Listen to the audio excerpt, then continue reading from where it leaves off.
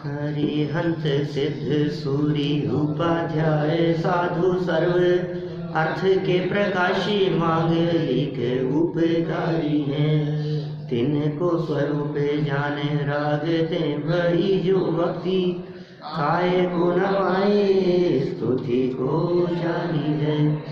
धन्य धन्य तिन हिते काज सब आज भये कर जोड़े बारे बारे वंदना हमारी है। मंगल कल्याण सुख ऐसो हम चाहते हैं। ओ मेरी ऐसी दशा जैसी तुम्हारी है।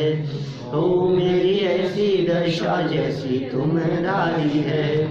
ओ मेरी ऐसी दशा जैसी तुम्हारी। क्षत्र चूड़ामणि नामक यह ग्रंथ यहाँ चल रहा है। आचार्य देव जीवन जीने की कला सिखा रहे हैं। हमारा व्यवहार कैसा होना चाहिए। लोग कहते हैं ये ज़्यादा धर्म कर लेंगे तो गृहस्थी बिगड़ जाएगी। ये धर्म धर्म में लगे रहोगे गृहस्थी कैसे चलेगी। लेकिन भाई ये धर्म करने से गृहस्थी बिगड़ती नहीं है, गृहस्थी सुधरती है।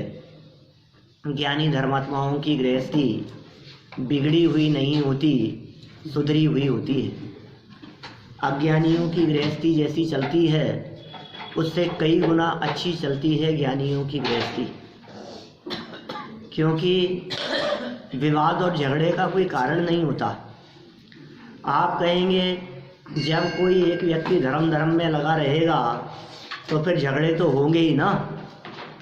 कि नहीं भाई, झगड़ा एक तरफ कभी नहीं होता, दोनों तरफ से होता है। और दो में से यदि कोई एक व्यक्ति थोड़ा बहुत धर्म समझने वाला हुआ तो फिर झगड़े का क्या काम। एक तरफ से तो शांति हो ही गई ना। अब एक तरफ से शांति हो गई तो दूसरी तरफ से झगड़ा अकेला कैसे चलता रहेगा। ये झगड़ा भी इसका मूल कारण वचनों की अभद्रता है। और कल यहाँ यह सिखाया गया कि आपका यदि वचन व्यवहार उत्कृष्ट है तो निश्चित रूप से आप किसी को भी अपना बना सकते हो। अरे इसके लिए तो यहाँ वादीप सिंह सूरी आचार्य देव ने यहाँ वशीकरण मंत्र शब्द का प्रयोग किया। क्या औरों को वश में करने का यदि कोई मंत्र है तो वो मंत्र है आपकी मधुर वाणी, आपका मधुर व्यवहार, आपके मुख से निकले हुए अच्छे शब्द।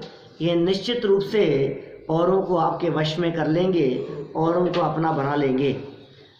यहाँ एक सुंदर लाइन आई थी, यदि मनुष्य की वाणी मधुर और विनम्रता से पूर्ण हो तो सामने वाले मनुष्य को आकर्षित किए बिना नहीं रहती। मीठी मीठी बातें करने वाला मनुष्य दूसरे के मन को जीत ही लेता है। यद्यपि जगत में दूसरों को ठगने वाले मनुष्य भी इस चीज का प्रयोग करते हैं, सो उनसे सावधान रहना। जो जिन लोगों की प्रवृत्ति औरों को ठगने की होती है वे बहुत मीठी मीठी बातें बोलते हैं और सामान्य सरल व्यक्ति उनकी मीठी बातों के बहकावे में आकर बहुत धोखा खा जाते हैं। इसलिए मीठी बातें बोलकर दूसरों को आकर्षित करना ये अच्छी बात तो है ही, लेकिन इसका सहारा लेकर औरों को ठग लेना ये उचित नहीं है। देखिए, तोते को भेजा गुणमाला ने जीवंदर कुमार को आकर्षित करने के लिए, और तोते ने आकर बहुत मीठी मीठी बातें कहकर जीवंदर कुमार का मन मोह लिया। जब जीवंदर कुमार तोते की मीठी मीठी बातों से वश में आ गए, माने ये मधुर वाणी जब वशीकरण मंत्र का काम कर गई तो फिर तोते ने सोचा अब सही समय है अपना काम कर लेने का, अपनी बात रख लेने का। तो तोते द्वारा गुणमाला की भावना व्यक्त करना। 233 नंबर पेज। विषयेषु समस्तेषु कामं सफलयन्य सदा गुणमालां जगन्मान्यां जीवयन् जीवताचिरम्। तोते ने कहा, संपूर्ण विषयों में हमेशा अपनी इच्छाएं सफल करते हुए और जगत में माननीय गुणमाला को अथवा अपने जगत मान्य गुण समूह की रक्षा करते हुए चिरकाल तक जीवित रहो। क्या क्या कह दिया इसने, तोते ने जीवंधर कुमार से कि संपूर्ण विषयों में हमेशा अपनी इच्छाएं सफल करो, विषयों में अपनी इच्छाओं को सफल करते रहो, और जगत में जो माननीय है, मतलब जगत में जिसका बहुत सम्मान है, ऐसी गुणमाला को या जगत मान्य गुण समूह की रक्षा करते। गुणमाला मतलब वो मानो गुणमाला की प्रशंसा करते हुए कहा कि वो गुणों की माला है, नाम उसका गुणमाला, गुणों की माला है। और जगत में मान्य ऐसे जो गुण हैं जिनकी जगत में प्रशंसा होती है, उनकी रक्षा करते हुए गुणमाला की रक्षा की ना उसने। तो जगत में मान्य ऐसे गुणों की रक्षा करते हुए आप चिरकाल तक रहो। बात को थोड़ी सी अभी लपेट करके बात कर रहा है। देखिए, तोते ने कहा, हे युवक श्रेष्ठ जीवंधर कुमार, आप पंचेंद्रियों के सभी विषयों का सुखपूर्वक भोग करते हुए अपनी और गुणमाला की कामनाओं को सफल करो और संसार में अपने मानवीय गुण समूह द्वारा गुणमाला की सुरक्षा करते हुए दीर्घ काल तक चिरंजीवी बनकर अपने जीवंधर नाम को सार्थक करो। लो, गुणमाला और जीवंधर दोनों शब्दों का अर्थ तोते ने अपनी चतुराई से बता दिया। गुण माला वो गुणों का समूह है, गुणों की माला है, और उसकी रक्षा, उसके जीवन की रक्षा करो। तो जीवन की को धरने वाले, जीवन की रक्षा करने वाले ऐसे जीवनधर, और सुखपूर्वक आप लंबे समय तक रहो। विशेषार्थ देखिए, गुणमाला और जीवंधर कुमार को, गुणमाला जीवंधर कुमार को पति रूप में स्वीकार करने की भावना रखती है। इस विचार को भली प्रकार से तोते ने जीवंधर कुमार के सामने रखा। जीवंधर कुमार ने भी तोते के भाव को स्पष्ट रूप से समझ लिया। मैं डायरेक्ट तो नहीं कहा कि शादी करो, लेकिन ये तो कह ही दिया है कि आप उसकी रक्षा करो। देखिए फिर क्या हुआ, जीवंधर कुमार का आनंदित तो होना, जीवंधर कुमार भी मोहित तो हो ही गए थे। जीवंधर कुमार का आनंदित होना। इत्याशिषा कुमारोपि तत्संदेशाच्यपि प्रिये इष्ट स्थाने सती वृष्टि तुष्टिये ही विशेषतः। जीवंधर कुमार भी इस प्रकार के आशीर्वाद से और उस तोते के संदेश से अत्यंत प्रसन्न हुए। माने जीवंधर कुमार को ऐसा लगा जैसे मानो ये तोते ने कोई आशीर्वाद दिया हो। उसे नहीं मालूम ये तोता उसी का पालतू है। क्या ये तो कोई पक्षी कहीं से आया और उस पक्षी ने आकर के इस प्रकार की बात कही, तो लगा कि मानो ये कोई पक्षी राज ने कोई आशीर्वाद दे दिया हो। निश्चय से इच्छित स्थान में हुई उत्तम वर्षा अधिकता से प्रसन्नता के लिए होती है। तोते से अपनी भावनाओं के अनुरूप गुणमाला का संदेश सुनकर और तोते के आशीर्वचन से जीवंधर कुमार अत्यंत आनंदित हुए, क्योंकि उपजाऊ भूमि में समय पर होने वाली वर्षा विशेष संतोषकारक फल देती है। ये तो नीतिकारों की नीति है। माने जगत में ऐसा देखा जाता है कि जो समय पर जो काम हो उसका कीमत कई गुना ज़्यादा हो जाती है, और समय निकल जाने पर किया गया कार्य भले ही किया है आपने, लेकिन उसकी कीमत बहुत कम हो जाती है। समय समय की बात है। अवसर था उस समय आपके द्वारा कहे गए वचन, अवसर था उस समय आपके द्वारा किया गया सहयोग, किसी विशेष परिस्थिति में आपके द्वारा किया गया प्रयत्न वो बहुत गुणकारी होता है। मौके पर चौके वाली बात है। मौका था, अब वो चूक गया, अब बाद में फिर आप कितना भी करें फिर कोई मतलब नहीं है। तो ये बात यहाँ इन्होंने नीतिकारों ने ऐसी कह दी है कि उपजाऊ भूमि के समय माने मौके पर, समय पर माने मौके पर होने वाली वर्षा में किया गया प्रयत्न संतोषकारक फल देती है।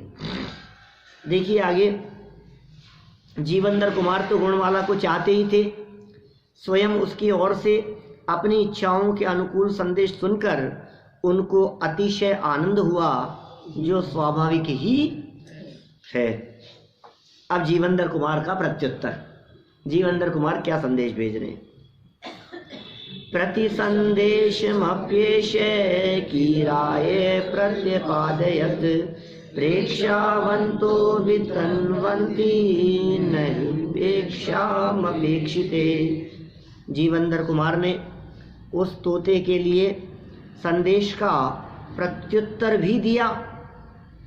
निश्चय से, नीतिकार क्या कहते हैं, निश्चय से बुद्धिमान पुरुष अपेक्षित वस्तु में उपेक्षा नहीं करते, अर्थात जो अपने को चाहते हैं उनका तिरस्कार नहीं करते। बुद्धिमान पुरुष कैसे होते हैं, जो व्यक्ति आपको चाहे आप उसका तिरस्कार मत करो। ये बुद्धिमानों की बुद्धिमत्ता है, ये नीतिकारों की नीति है। निश्चय से बुद्धिमान पुरुष अपेक्षित वस्तु में अपेक्षित वस्तु में उपेक्षा नहीं करते। एक बात और मार्मिक यहाँ ध्यान रखने योग्य है कि ज्यादा अपेक्षाएं रखना भी योग्य नहीं है। आपको, आपके मन में किसी की अपेक्षा है तो उसके तरफ से आए हुए अनुकूल बात को आप उपेक्षित मत करो। ये तो नीतिकारों ने यहाँ कही, और नीतिकारों ने ये बात भी कही है, आगे पीछे कहीं आई है, जिसमें ये कहा है कि आपके चित्त में यदि ज्यादा अपेक्षा है तो संभावना है आप उपेक्षा के शिकार होंगे। इसलिए किसी से भी ज्यादा अपेक्षा नहीं रखना। जो अपेक्षा रखेगा उसी की उपेक्षा होने की संभावना है। तो निरपेक्ष हो जीवन हमारा। देखिए, उपेक्षा नहीं करते, अर्थात जो अपने को चाहते हैं उनका तिरस्कार नहीं करते। जीवनधर कुमार ने भी गुणमाला के संदेश का प्रत्युत्तर पत्र लिखकर तोते के द्वारा ही गुणमाला के पास भेज दिया, क्योंकि बुद्धिमान पुरुष अपेक्षित वस्तु की उपेक्षा नहीं करते। विशेषार्थ, जीवनधर कुमार विवेकशील और बुद्धिमान हैं, उन्हें गुणमाला की अपेक्षा तो थी ही, अतः उन्होंने तोते के द्वारा ही गुणमाला के संदेश का प्रत्युत्तर भेज दिया, जिससे गुणमाला की भावनाओं की उपेक्षा न हो। माने उपेक्षा का अर्थ ऐसा भी यहाँ लगाया जा सकता है कि उसने भावना व्यक्त की और कोई जवाब ही नहीं देवे, तो उपेक्षा हो गई ना उसकी। ये अभी तो आया है, देखेंगे, जवाब दे देंगे, ये ढीलेपन का काम नहीं होता। आपके ढीलेपन में उपेक्षा है। देखिए, गुणमाला का आनंदित होना। मुमुदे गुणमालापि दृष्ट्वा पत्रेण पत्रिणम् स्वस्यैव सफलो यत्न प्रीतये ही विशेषतः। गुणमाला भी तोते को पत्र सहित देखकर अत्यंत प्रसन्न हुई। वो आते हुए देखा, और देखा पत्र है साथ में, वो आते हुए देखकर ही प्रसन्न हो गई। निश्चय से स्वयं का किया हुआ यत्न ही सफल होने पर अधिक प्रीतिकर होता है। ये आधी आधी लाइन में जो नीतिकारों की नीति बतलाई है, ये वास्तव में बहुत ब्रह्म वाक्य जैसे हैं। आप कोई भी काम हुआ और आपके अनुकूल हो गया तो आनंद होता है, लेकिन वो कार्य किसी और के द्वारा नहीं, स्वयं के द्वारा किया गया था तो आनंद कई गुना हो जाता है। स्वयं के द्वारा किया गया प्रयत्न यदि सफल हो जाए तो आनंद बहुत होता है। किसी से कह करके हमने काम कराया, वो सफल हो गया, और हमने खुद ने ही किया और काम हो गया, तो कितना आनंद आएगा। जैसे कहते हैं ना, अपने हाथ का बनाया हुआ भोजन भी विशेष स्वादिष्ट लगता है। भले ही रोटी जल जाए लेकिन उसके बावजूद भी अपने हाथ की है। ये कह रहे हैं स्वयं के द्वारा किया गया जो कार्य है वो अधिक प्रीतिकर होता है। गुणमाला अपने तोते को जीवंदर कुमार के पत्र सहित आता हुआ देखकर अत्यंत आनंदित हुई, क्योंकि किसी कार्य विशेष के लिए किया हुआ अपना प्रयास सफल होने पर मनुष्य आनंदित होता ही है। ये सब सरल बातें चल रही है, इसलिए हम यहाँ थोड़ा फास्ट पढ़ रहे हैं। आप ऐसा नहीं समझे कि ये कुछ समझा ही नहीं रहे हैं। आपको लग रहा है ऐसा कि कुछ समझने योग्य है इसमें? सामान्य बात है, सब समझदारी है, सब समझे हुए ही हैं। देखिए, गुणमाला के माता पिता का भी प्रसन्न होना, बात माता पिता तक चलेगी। पितरावेत दाकर्ण्य मुमुदाते सृशं पुनः दुर्लभो ही वरो लोके योग्यो भाग्य समन्वित है। फिर गुणमाला के माता पिता यह बात सुनकर अत्यंत प्रसन्न हुए। क्यों? खुद नहीं पसंद कर लिया अपने लिए लड़का, नाराज नहीं हुए। ऐसा होता है ना जगत में, ऐसा देखा जाता है, कोई लड़की यदि अपने लिए स्वयं लड़के का तलाश कर ले वे तो माता पिता नाराज होते हैं। लेकिन यदि जिस लड़के को चुना है वो बहुत उत्तम हो, बहुत योग्य हो, सर्वगुण संपन्न हो, तो माता पिता नाराज नहीं होंगे, प्रसन्न ही होंगे। नहीं, कितनी प्रसन्नता की बात है, क्योंकि जो चुनाव किया गया है ये चुनाव बहुत योग्य है। यदि विधर्मी के यहाँ हो, ऐसा हो जो योग्य नहीं हो, जो लोक निंदा का कारण बने, तब तो उसको बुरा भला कहेंगे, उसको मना करेंगे, निषेध करेंगे। लेकिन अभी तो यहाँ कैसी परिस्थिति दिखाई दे रही है कि बेटा तूने जो चुना है ये बहुत योग्य चुना है और बहुत प्रसन्नता की बात है। ऐसा बलशाली, ऐसा बुद्धिमान, ऐसा योग्य, और राजकुमार तो अभी पता नहीं है किसी को भी कि वो राजकुमार है, राजा बनने वाला है, इस बात का तो पता नहीं है। लेकिन फिर भी माता पिता बहुत आनंदित हुए। देखिए आप, फिर गुणमाला के माता पिता यह बात सुनकर अत्यंत प्रसन्न हुए। निश्चय से, नीतिकार कह रहे हैं वही बात, निश्चय से इस संसार में भाग्यवान उत्तम वर का मिलना, वर जानते हैं आप? वर शब्द का अर्थ होता है श्रेष्ठ। क्या? वर शब्द का अर्थ श्रेष्ठ होता है, और दूल्हे के लिए वर शब्द का प्रयोग किया जाता है। वर, कन्या के लिए वर ढूंढ रहे हैं। वर शब्द का अर्थ तो डिक्शनरी में मिलता है श्रेष्ठ, जो श्रेष्ठ हो। प्रवर, प्रवर है, अब लिखा है पंडित प्रवर, टोडरमल जी को कहते हैं पंडित प्रवर, माने विशेष रूप से उत्कृष्ट। तो वर शब्द का अर्थ तो उत्कृष्ट होता है। तो फिर दूल्हे का पर्यायवाची क्यों हो गया कि अपनी कन्या के लिए जो ये आया है, ये है घोड़ी पर बैठकर है, जो हमने चुना है, ये पूरी दुनिया में हमारी पुत्री के लिए इससे योग्य कोई दूसरा नहीं था, इसलिए ये श्रेष्ठ है। इसलिए वो दुल्हे का पर्यायवाची जैसा हो गया वर। तो वधू का क्या हुआ है? वधू का भी बताओ। जो वर को जो भाए वो वधू।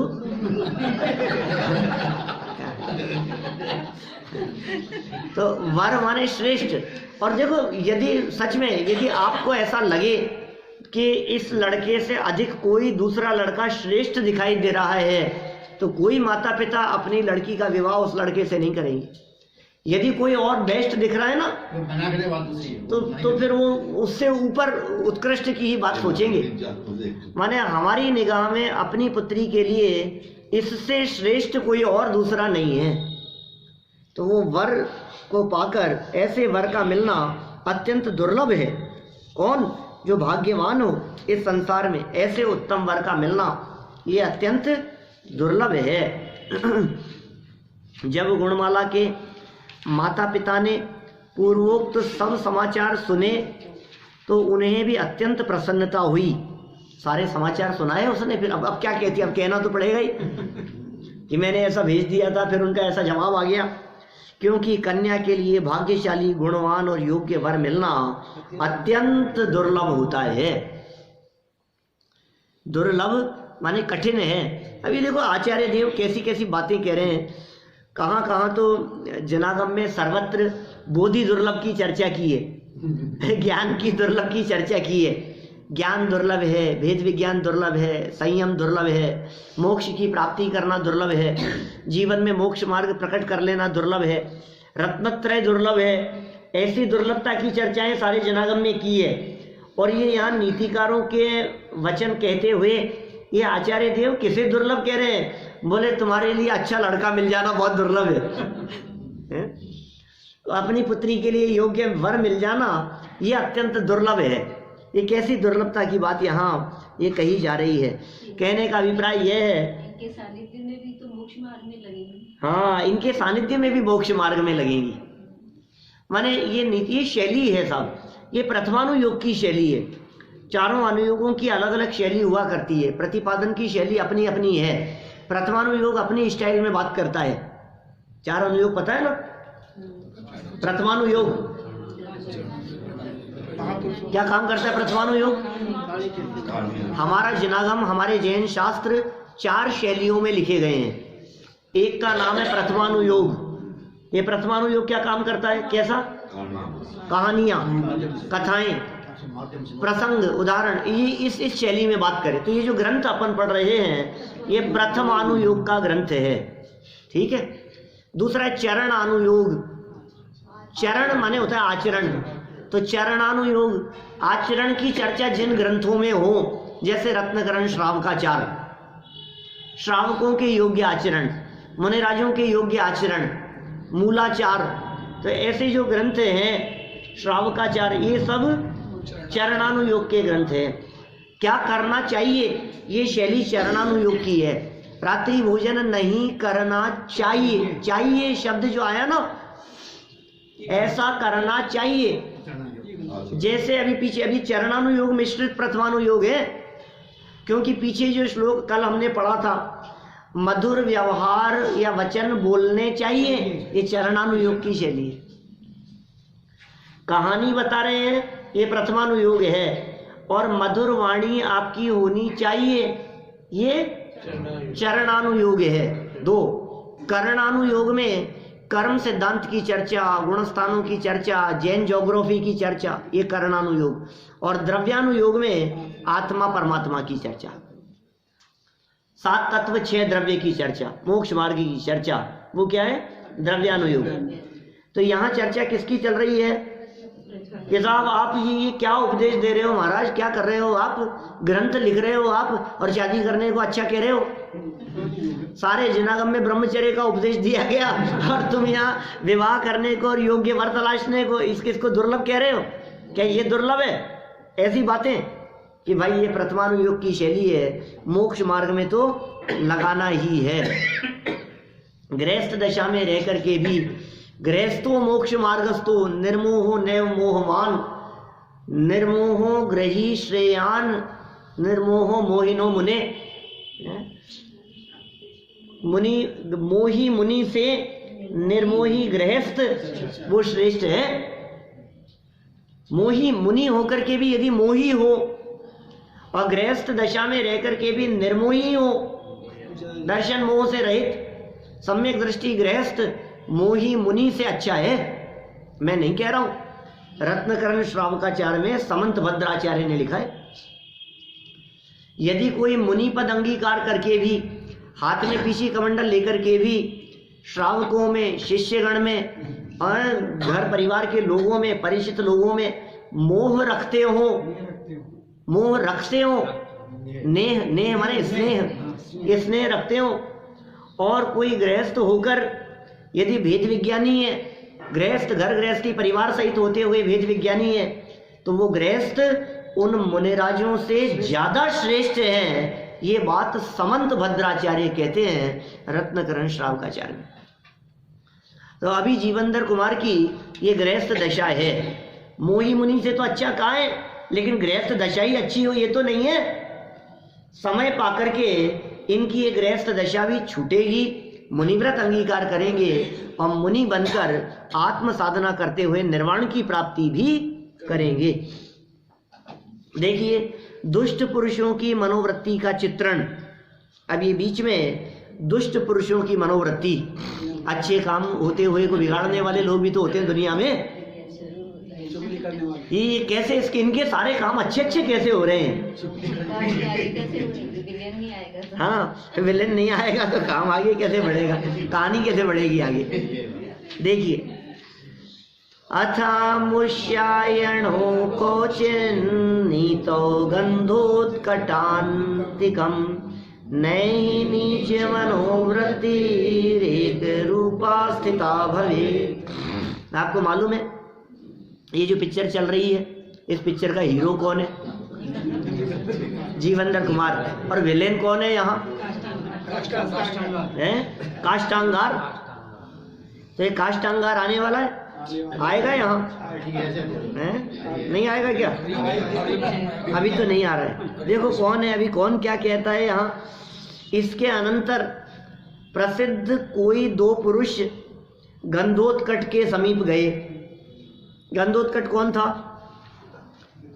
जीवेंद्र कुमार का पालन पोषण जिसने किया। जीवेंद्र कुमार यद्यपि राजपुत्र थे, मैं पुनः एक बार नए लोगों की दृष्टि से बात करता हूँ, बहुत पुरानी कहानी है, बहुत पुराने समय से चल रही है कि साहब कुछ समझ में नहीं आ रही कि सुनो ये लंबी कहानी है पिछले 6 महीने से चल रही है और उस 6 महीने में ये 26 साल के हो गए जीवेंद्र कुमार। घटना ऐसी थी कि ये राजा सत्येंद्र के पुत्र थे जीवेंद्र कुमार। राजा सत्येंद्र का मंत्री या सेनापति काष्टांगार नाम के व्यक्ति ने राज्य को हड़प लिया। राज्य को हड़प लेने पर जीवेंद्र कुमार गर्भ में थे, रानी विजया के गर्भ में, राजा सत्येंद्र के पुत्र। उसने राज्य को हड़प लिया। राजा ने अपने पत्नी को एक विमान में बिठाकर भेज दिया, हाथ से चलने वाले लकड़ी के यंत्र विमान में बिठा के भेज दिया। राजा का उसके साथ में युद्ध हुआ। अंत समय आने पर राजा ने दीक्षा ली और राजा का तो स्वर्गवास हो गया। और जिस विमान में पत्नी को बिठा करके भेजा था वो जंगल में, शमशान में, वो विमान भी टूट गया और वो शमशान में गिर गया। और वहीं जीवेंद्र कुमार का जन्म हुआ। कहाँ पे? शमशान में। जीवेंद्र कुमार का जन्म शमशान में हुआ। वो घबरा गई और उसी समय पर वहाँ एक देवी प्रकट हुई, धाय के रूप में। और वो उसने आकर के कहा कि तुम चिंता मत करो, अभी कोई एक योग्य व्यक्ति आएगा और इसका राजसी ठाट बाट से इसका लालन पालन करेगा। माता को संतुष्ट किया। कोई एक ऐसा व्यक्ति आएगा, वो हाथ में मरा हुआ बच्चा लेकर के आएगा और जिंदा ले जाएगा। ऐसी बात उसने कही। तो इतने में क्या हुआ, ये बात पूरी हुई थी कि सामने से एक व्यक्ति को सच में आते हुए देखा। तो दाई की बात पर उसे भरोसा हो गया। भरोसा हो गया तो वो एक पेड़ के पीछे छिप गई विजया और बच्चे को वहीं छोड़ दिया। बच्चे को छोड़ा तो उसके हाथ में राज मुद्रा दे दी हथेली में, जिससे पता लगे कि भाई ये कोई अनाथ बच्चा नहीं है, ये राजपुत्र है, इस बात का पता लगे। ऐसे ही ये गंधोत्कट सेठ, इसके पुत्र होते थे और वो मर जाते थे। सेठ गंधोत्कट इसकी रानी थी, जिसके पुत्र होते थे वो मर जाया करते थे। उसने किसी मुनिराज से कहा, तो मुनिराज ने कहा सुनो, अभी ये तुम्हारे जो और पुत्र होने वाला है ना, ये भी मरा हुआ ही होगा, लेकिन जब तुम इसे शमशान में ले जाओगे तो वहां तुम्हारे को एक दूसरा पुत्र मिलेगा और उसको ले आओगे। उसके बाद में तुम्हारी रानी के जो पत्नी के जो भी पुत्र होंगे वो जिंदा रहेंगे।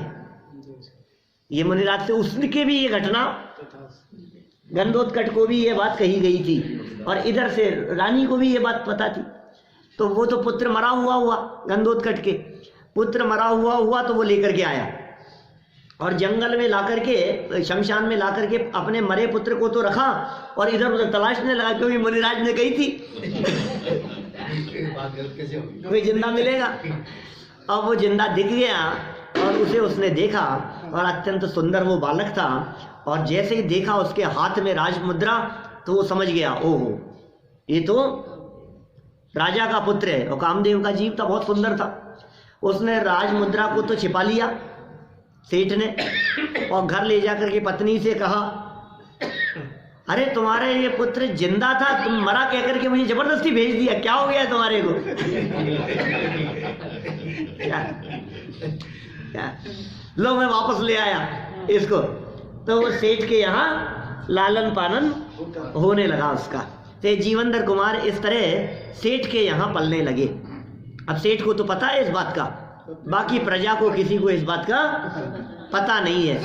हाँ, सेठानी को भी पता नहीं है, अपना ही समझ करके पाल रही है। देखिए फिर बीच में एक और घटना बीच में जुड़ी थी, जिसमें आचार्य, क्या नाम, आर्यनंदी, गुरु आर्यनंदी, वो उनके कोई एक भस्मक व्याधि रोग हो गया था। वो रोग इस बालक से दूर हुआ। फिर उन्होंने एक कहानी सुनाई, तो जीवनधर कुमार को कह दी चुपचाप ये बात कि तुम राजपुत्र हो। तो जीवनधर कुमार को तो पता लग गई क्या। तो जीवनधर कुमार को जैसे ही पता लगी, अपने गुरु कोई ज्ञानी थे, कोई मुनिराज थे, वो उनका रोग दूर हुआ था उपकार के लिए। ऐसी घटना बीच में एक कहानी नई जुड़ी थी। उसने जीवनधर कुमार ने कहा कि अच्छा, काष्टांगार सेनापति ने हमारा राज्य ले रखा है, अभी जाकर के मैं उससे अपना राज्य वापस ले लेता हूँ, युद्ध करता हूँ उससे। तो उसके गुरु ने मना कर दिया कि गुरु दक्षिणा के रूप में मैं 1 साल के लिए तुम्हारे से शांत रहने के वो मांगता हूँ, गुरु दक्षिणा मांगता हूँ। और जीवनधर कुमार को कहा 1 साल के लिए तुम शांत रहो, किसी को कहना मत, ये बात उसे पता लग जाए ये ठीक नहीं है, अभी शांति रखो।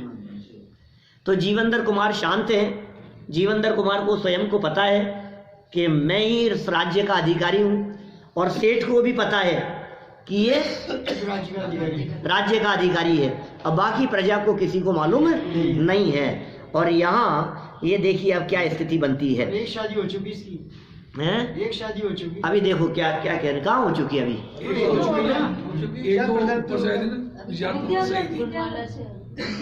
हाँ हाँ हाँ,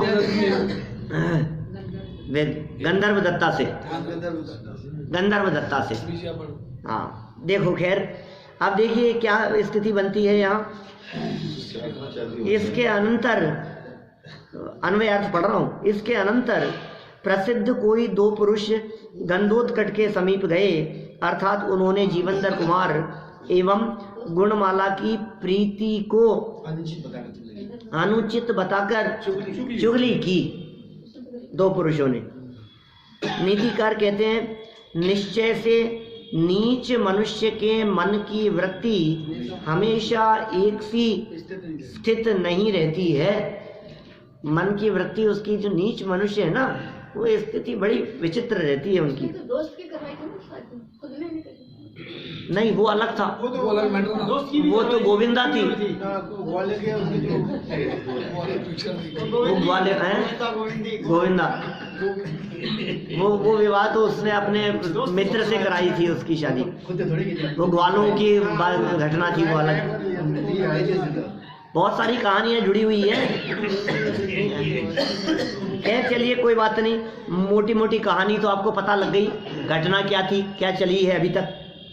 सरल अर्थ देखिए, दुष्ट पुरुषों की मनोवृत्ति ही कुछ ऐसी होती है कि उन्हें कोई सर्वोत्तम कार्य भी अच्छा नहीं लगता। ये दुष्टों की प्रवृत्ति होती है ऐसी। अतएव 2 प्रतिष्ठित परंतु नीच व्यक्ति थे, तो प्रतिष्ठित लेकिन नीच व्यक्ति सेठ गंधोत्कट के पास गए और उन्होंने जीवनधर कुमार एवं गुणमाला के प्रेम को अनुचित बताकर चुगली की।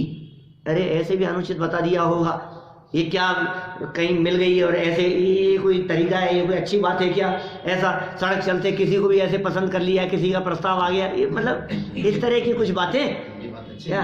अब वो लड़की अच्छी नहीं हो सकती है जो लड़की खुद ही अपनी शादी का प्रस्ताव भेज रही है। माने कितनी तरह की बातें वहां उस प्रसंग पर उठ सकती है, ये चर्चा वहां की। अतएव देखो कहाँ आ गए अपन, क्योंकि नीच मनुष्य की मनोवृत्ति करने में ही आनंद आता है। क्योंकि नीच मनुष्यों की मनोवृत्ति सदा एक से स्थिर नहीं रहती, उन्हें चुगली करने में ही आनंद आता है। चलिए आगे बढ़ते हैं अपन। सेठ गंधोत्कच द्वारा प्रेम का अनुमोदन, लेकिन समझदार थे वो जानते थे मेरा पुत्र भी बुद्धिमान है, ये जो निर्णय करेगा ये गलत निर्णय नहीं करेगा, तो बहकावे में नहीं आए वो, और उन्होंने उसकी अनुमोदना की। अनुमेने तयोर्वाक्यं श्रुत्वा गन्धोत्कचोऽपि सः अदोषोपहतोऽप्यर्थः परोक्त्या नैव दुष्यते। उन गंधोत्कच ने भी उन दोनों पुरुषों के वचन सुनकर अनुमति दी, अर्थात जीवनधर कुमार और गुणमाला की प्रीति की प्रशंसा की। लो उनके वचन सुने दोनों व्यक्तियों के, दोनों व्यक्ति चुगली कर रहे हैं और उनके वचन सुनकर के तो उनके बहकावे में तो आए नहीं, बल्कि उन दोनों से ये कहा कि नहीं नहीं, जीवनधर कुमार और गुणमाला ये दोनों योग्य हैं, और दोनों की उन्होंने प्रशंसा ही कर दी। लो देखिए क्या कहते हैं नीतिकार, निश्चय से दोष रहित पदार्थ दूसरे के कहने से दूषित नहीं होता है। वाह, ये गजब की नीतियां हैं। देखो आप, ये ऐसी नीतियां हैं जो हमारे को शिक्षा दे रही है, जो हमारे को कुछ प्रेरणा दे रही है।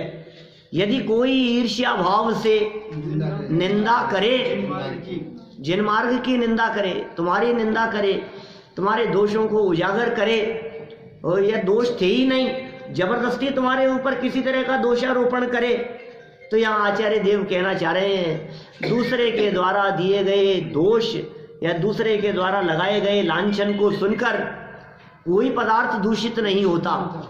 यदि कोई ईर्ष्या से व्यक्ति पुष्प की निंदा करने लगे और पुष्प में दोष बताने लगे, फूलों में कमियां बताने लगे, तो फूल कहीं सुगंध देना बंद नहीं करते, वे दूषित नहीं हो जाते।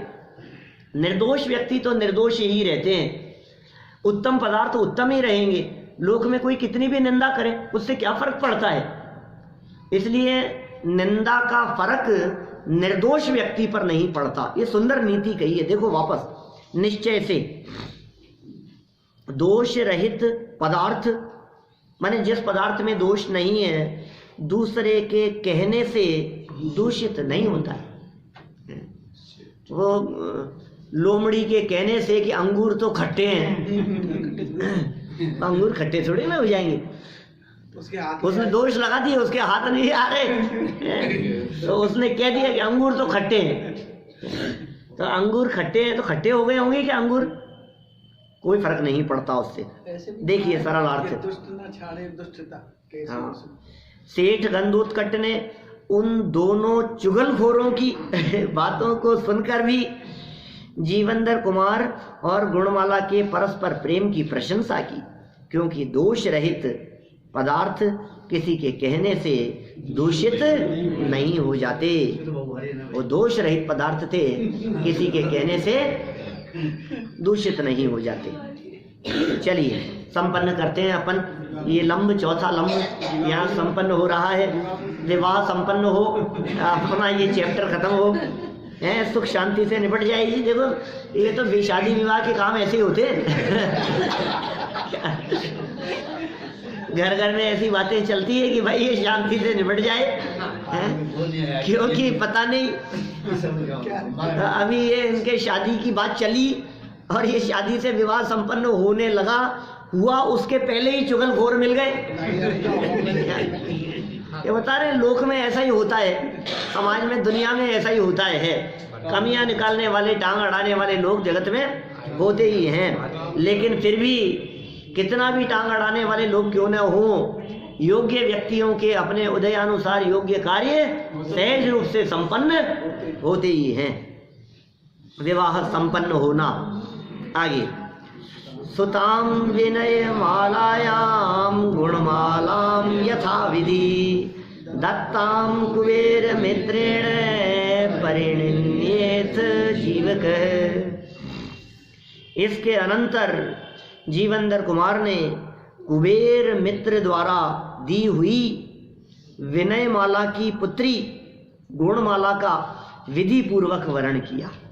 क्या क्या कह रहे हैं, देखो, कुबेर मित्र अरे जो भी था उसके द्वारा दी हुई विनय माला नाम की उसकी पुत्री, विनय माला की पुत्री गुणमाला, माने गुणमाला की माँ का नाम था विनय माला, और कुबेर मित्र थे गुणमाला के पिता। गुणमाला के पिता कुबेर मित्र और माता का नाम विनय माला, और उस गुणमाला का विधि पूर्वक परिणय वर्ण किया, विधि पूर्वक उनका परिणय हुआ। तदन सरल अर्थ देखिए, खत्म हो रही है बात। तदनंतर जीवंदर कुमार का विवाह कुबेर मित्र और विनय माला की सुपुत्री गुणमाला के साथ शास्त्रोक्त विधि से आनंद पूर्वक संपन्न हुआ। इति श्री वादीप सिंह सूरी विरचिते क्षत्र चूड़ामणौ गुणमाला लंबो नाम चतुर्थो लंब है। इस तरह यह चतुर्थ लंब पूरा हुआ। अब विवाह संपन्न हो गया, अपन भी चलें अपने अपने घर। चलिए अब ये आगे कुछ नई कहानी जुड़ेगी जिसकी चर्चा करते हैं।